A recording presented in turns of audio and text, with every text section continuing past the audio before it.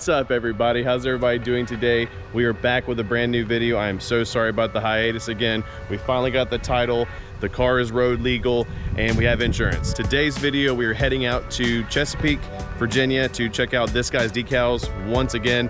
He did wrap the GTR. I'll put the video somewhere tagged along this frame. Today, we are gonna go check out this guy's decals, pick out some color options, and figure out what color would look best on the car.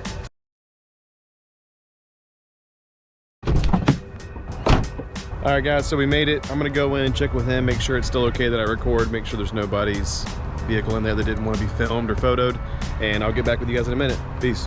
All right, guys, so we have the BMW Z3M Coupe here at this guy's decals in Chesapeake.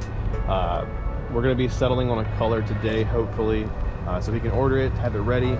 June 12th will be our slotted date, I think. That's what we're scheduling to have this done. Tomorrow, I'm gonna be getting the body work done, some of the problematic spots. Rust, if the camera will focus.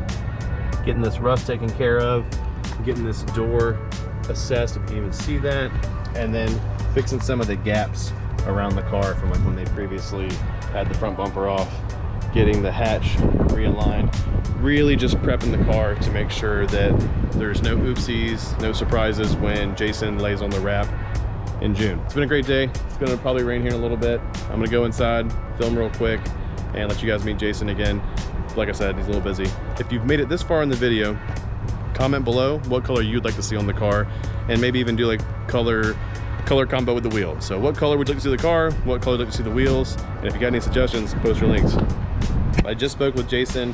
He said it's cool I can film. For those of you that have not seen the inside of a wrap store or a specialty vinyl shop, you're in for a treat. He's done a lot of improvements since the last time we've been here, so stay tuned.